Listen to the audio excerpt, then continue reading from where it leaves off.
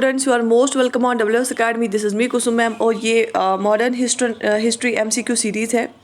सो आप सब लोगों को पता है कि हमने कोर्सेज जो लॉन्च किए हैं KS 2022 VLW and JKSSB NT course. Registrations are open. You can register yourself and fee for the whole syllabus and whole this all the components of general studies is only 1,000 rupees. So let's get started. Question number first in today's series is who was the first Indian woman president of Indian National Congress? Indian National Congress की पहली खातून president कौन थी? ठीक है. अच्छा, लेकिन यहाँ पे क्या लिखा है? Who was the first Indian women president.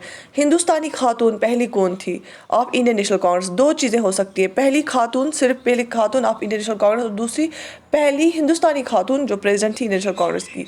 Options are Annie Besant, Vijaya Lakshmi Pandit, Kasturba Gandhi and Sarojini Naidu. अगर सिर्फ पहली खातून होती ना, first women president of Indian National Congress, तो एनी बेसेंट आंसर था. लेकिन यहाँ पे फर्स्ट इंडियन वुमेन, तो इसका मतलब है सरोजिनी नायडू. सरोजिनी नायडू पहली हिंदुस्तानी खातून थी जो प्रेसिडेंट बनी इंडियन नेशनल कांग्रेस की. तो यहाँ पे आप करेक्ट कर सकते हैं. तो the most significant act which declared that the sovereignty of the British Empire in India was in the hands of the British Crown was. देखो ऐसा कौन सा एक्ट था जिसने जो है ब्रिटिश जो है ये जो ईस्ट इंडिया कंपनी तब तक रूल कर रही थी, फिर ब्रिटिश गवर्नमेंट के अंडर था, तो फिर इसने सारा पावर ब्रिटिश क्राउन के हाथ में दिया. आपको पता है रिवोल्ट हुआ था तब. Options are there 1813, 1853, 1851 and 1893. To check your knowledge, तो यहाँ ऑप्शंस में से कोई सही नहीं है. ब्रिटिश क्राउन के हाथ में जब दिया गया तो इट वाज एक्ट ऑफ 1858, क्योंकि रिवोल्ट हो गया था 57 में. उसके बाद ब्रिटिश क्राउन के हाथ में दिया गया था, ट्रांसफ़र किया गया. तो ये किस एक्ट के थ्रू किया गया था? Government of India act 1858. ठीक है, यहाँ तक बात समझ आ गई. Who was the Governor General of India at the time of revolt of 1857? जब 1857 का रिवोल्ट हुआ तो उस टाइम पे कौन गवर्नर जनरल था इंडिया का? Options are Lord Dalhousie, Lord Bentinck, Lord Canning and Lord Lytton. So the right option is Lord Canning. Lord Canning governor general थे जब रिवोल्ट 1857 हो गया था. ठीक है. Gandhi ji opposed the communal award because he thought this would bring. आपको पता है मैकडोनल्ड अवार्ड जो था, कम्युनल अवार्ड, गांधी जी ने उसको बहुत अपोज किया और उसने वो जो है हंगर स्ट्राइक स्टार्ट की थी. तो वो क्यों इसको अपोज कर रहा था? उनका क्या था कि इससे क्या हो जाएगा? कम्युनल डिसयूनिटी आ जाएगी, division in the Hindu society हो जाएगा, economic miseries of India, destruction of handicrafts. So the right option is, इन्होंने सोचा था कि जो हिंदू सोसाइटी है इसमें अंदर से भी डिवीजन हो जाएंगे, क्योंकि वो बोल रहा था कि जो हरिजन है वो पार्ट ऑफ हिंदू सोसाइटी है, लेकिन कम्युनल अवार्ड से उसको सेपरेट किया जा रहा है. और ये अवार्ड कब आया था? अगस्त 1932 में. मैंने आपको प्रीवियस लेक्चर में कराया. और पूना पैक्ट फिर जो हुआ था अंबेडकर और गांधी के बीच में, तो वो हुआ था सितंबर 1932 में. Federal form of government at the centre was introduced in India under. तो मैंने आपको प्रीवियस लेक्चर में भी ये कराया. फेडरल फॉर्म ऑफ गवर्नमेंट किस एक्ट के थ्रू लाया गया था? गवर्नमेंट ऑफ इंडिया एक्ट 1935 के अंदर. इसमें ये लिखा गया था कि that we have to establish federation of India, जिसमें प्रिंसली स्टेट्स को भी ऐड किया जा रहा था. Royal Asiatic Society was founded by. Royal Asiatic Society किसने फाउंडेशन डाली इसकी?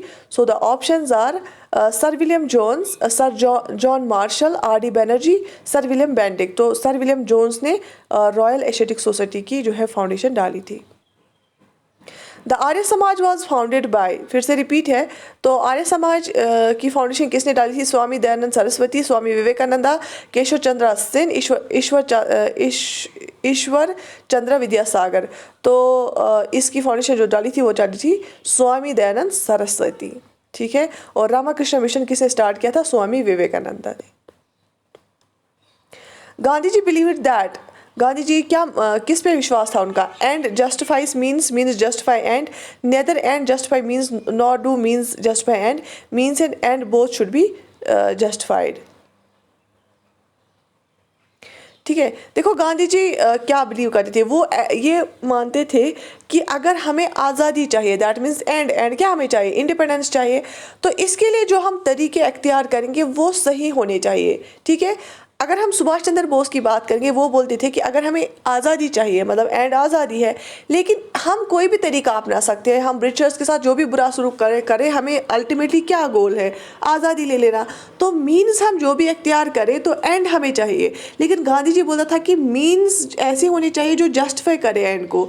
तो मीन्स बिल्कुल सही होने चाहिए, ठीक है, लीगल होने चाहिए। तो इसीलिए means justify and. Gandhi's view of the morally legitimate means to be exclusive employed in furthering political ends was deeply affected by doctrine of dispassionate against in the Gita. ठीक है। Through which educational report Calcutta university came into existence. तो Calcutta university किस report के बाद आ गई? Macaulay's minute, Hunter commission, charter act, Wood's dispatch. तो ये सारे जो है एजुकेशन रिलेटेड रिपोर्ट्स हैं। तो आपको पता है जो है मैकॉलीज मिनट अराउंड 1835 आ गया, हंटर कमीशन 1882 आ गया, चार्टर एक्ट 1813, वुड्स डिस्पैच 1854, शायद यही डेट्स हैं जितना मुझे याद है। तो कलकत्ता यूनिवर्सिटी कब आ गई? वो आ गई वुड्स डिस्पैच के बाद। ठीक है यहाँ तक। Who among the following controlled maximum trade in the western coastal region during the 17th century? 17th century के दौरान वेस्टर्न कोस्ट, मतलब वेस्टर्न घाट्स और अरेबियन सी के बीच जो कोस्ट है, उस पे किसने सबसे ज़्यादा कंट्रोल किया था ट्रेड को? Options are Portuguese, Dutch, house of Jagat Seth, मुल्ला अब्दुल गफार। तो ऑप्शंस आर पुर्तगीज ने किया था। ठीक है।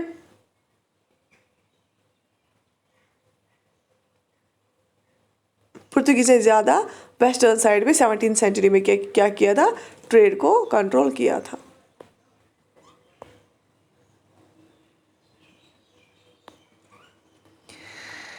Cabinet mission came to India in the year, cabinet mission India कब आ गया? Options are 1946, 1945, 1942, 1940। So the right option is 1946। 1946 में क्या है कि कैबिनेट मिशन आ गया इंडिया। ठीक है। कंटिन्यू आपके एग्जाम तक हम ये एमसीक्यूज करते रहेंगे, सो दैट कि अगर आपने हिस्ट्री को कंप्लीट किया है या पॉलिटी को कंप्लीट किया है, आप इन टच रहो उसके साथ, सारा रिपीट होता रहे। ठीक है। तो रोज मैं इसलिए थोड़े थोड़े क्वेश्चंस करा रही हूँ। Muslim League was founded in the year, Muslim League को कब फाउंड किया गया था? Options are 1900, 1905, 1906 and 1902। So the right option is 1906 को मुस्लिम लीग को क्या किया गया था? फाउंड किया गया था। In which session of Congress the demand of पूर्ण Swaraj was accepted as the aim of the Congress? तो किस इंडियन नेशनल कांग्रेस के सेशन में Purna Swaraj aim of the Congress रखा गया था? Options are Calcutta, Madras, Nagpur, Lahore. So the right option is किस सेशन में? लाहौर वाले सेशन के, इंडियन नेशनल कांग्रेस के लाहौर वाले सेशन में 1929 में पूर्ण स्वराज रेजोल्यूशन जो है अडॉप्ट किया गया था, और उसको प्रिजाइड कर रहे थे जवाहरलाल नेहरू। ठीक है जी, शाबाश। मेरा एक ही गर्ज है इसमें कि आप, अगर आपने पढ़े हैं ये कंपोनेंट्स जनरल स्टडीज़ के, आप ज़्यादा से ज़्यादा एमसीक्यूज हम करें आपके एग्ज़ाम तक और कंटिन्यूसली रिपीट हो जाए, सो दैट आपका रिवीजन चलता रहे।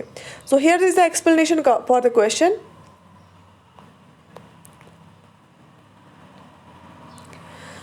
Who was the leader of the Bardoli Satyagraha? Bardoli Satyagraha का लीडर कौन था? Options are doctor Rajendra Prasad, Pandit Jawaharlal Nehru, Sardar Vallabh Bhai Patel, Acharya JB Kripalani. तो सरदार वल्लभ भाई पटेल ने बहुत ज़्यादा काम किया बरदौली सत्याग्रह के टाइम।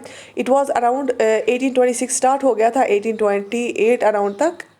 तो ये क्या हुआ था, वहीं पे इनको सरदार वाला टाइटल भी मिला था, और गुजरात एरिया में ये चल रहा था। सरदार वल्लभ भाई पटेल बहुत ही थे। सो ये इट इज़ अराउंड 1928, सॉरी 1928। अच्छा, इसके बाद go back to Vedas, this call was given by. तो गो बैक टू वेदास किस ऑर्गेनाइजेशन और किस इंसान ने दिया था? Options are Ramakrishna Paramhans, Vivekananda, Jyotiba Phule, Dayanand Saraswati. मैंने आपको बोला कि आर्य समाज जिसने फाउंड किया था दयानंद सरस्वती, उसने ही क्या किया था? स्लोगन दिया था गो बैक टू वेदास। ठीक है। Given below are the names of the prominent leaders and their respective operational areas during the revolt period. Select the incorrect pair. Rani Lakshmibai, Indore Khan Bahadur Khan, Ruhilkhand, और कुंवर सिंह, शहबाद नाना साहब कानपुर। तो रानी लक्ष्मीबाई जो है इंदौर, गलत है। आपको पता है नाना साहब तो कानपुर में थे ही। तो झांसी में आपको पता है झांसी की रानी है ना, तो झांसी में रानी लक्ष्मीबाई ने लड़ा था। तो झांसी की रानी आप सबको पता है। बेगम हजरत महल में ने लखनऊ में लड़ा था। तो Who was the national leader who wrote history of India on the walls of the Andaman cellular jails? ऐसा कौन सा नेशनल लीडर था जिसने अंडमान के जो सेलुलर जेल थे वहाँ पे उनके वॉल्स पे इंडिया की हिस्ट्री लिखी थी? Options are Nandlal Bose, Ambedkar, Veer Savarkar, Jyotiba Phule. तो which among these was the man? So he was Vinayak Damodar Savarkar. VD Savarkar ने लिखा था।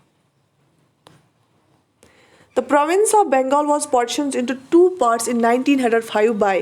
तो 1905 में क्या हुआ था? पार्टीशन हुआ था बंगाल का दो हिस्सों में, ठीक है, ईस्ट बंगाल और वेस्ट बंगाल। तो किसने किया था उस टाइम? गवर्नर जनरल कौन था? मैंने आपको बार बार बोला, तो लिल्टन, रिपन, डुफरिन एंड कर्जन। तो governor general was Lord Curzon, ठीक है। सो आज मैं इतने ही आपको कराऊंगी ये। मैं क्यों कभी कभी क्वेश्चंस को रिपीट करती हूँ? कमेंट्स आए थे कि why are you repeating these questions को मैं इसलिए रिपीट करती हूँ सो दैट कि आपको फिर से रिवाइज हो जाए चीज़ों का, ठीक है। जब तक आपका एग्ज़ाम आएगा हम तब तक thousands of questions MCQs modern history के करेंगे। तो मेरा गर्ज यही है सबसे ज़्यादा स्ट्रॉन्ग आपको ये कंपोनेंट्स हो जाए, history, polity, ecology, art and culture, so that कि that's why in every 10 questions I repeat 1 question. तो ये मेरा गर्ज होता है सो दैट कि आपको ज़्यादा से ज़्यादा याद रहे। और thank you so much for your lovely response. I wish you all the best. Take very good care of your self. Allah हाफिज़।